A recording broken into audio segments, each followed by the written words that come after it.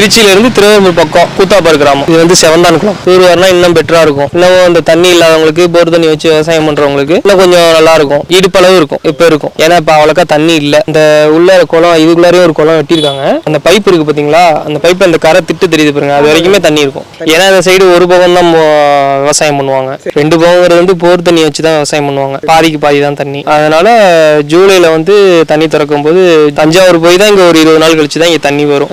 June 12 தண்ணி திறக்கிறேன்னு இருக்காங்க. என்னன்னு தெரியல அவ்வளவு டீடைல். ஜூன் 12 தண்ணி வரும். ஜூன்ல இருந்து எல்லாருமே விவசாயம் பண்ண ஆரம்பிச்சிருவாங்க. அப்ப குளத்துல எப்போதும் தண்ணி இருக்கும். குளம் ஏலம் எடுத்துருக்கவங்க வந்துட்டு 3 வருஷத்துக்கு ஒருக்கா கிராமத்துக்கு வந்து திருவிழா நடத்துறதுக்கு இதை வச்சுதான் லாபம் வருது. இந்த ஒரு குளம் மட்டும் கிடையாது, இன்னும் 4-5 குளங்கள் இருக்கு. இதே மாதிரி வேங்கூர்ல இருந்து அந்த கரை ஏறுதுங்களா அரசாய் கோயில்ல இருந்து அந்த கோயில்ல, இதோட அது 2 மடங்கு கூட இருக்கும் குளம். பெரிய குளம் அது. இங்க வந்துட்டு ஜிலேபி, கெண்டை, வளப்பு கெண்டை, வாவல் இது மாதிரி விடுவாங்க. அவங்களுக்கு தகுந்த மாதிரி எது லாபம் வருதோ அதை தான் விடுவாங்க. அதே மாதிரி ஞாயிற்றுக்கிழமை நம்ம கல்லணை ரோட்ல அப்பக்கப்ப கேஸ் ஏற்றி புண்டு வந்து போடுவாங்க, போட்டு விற்பாங்க. எப்போதும் வாரம் வாரம் வாங்கிக்கலாம்.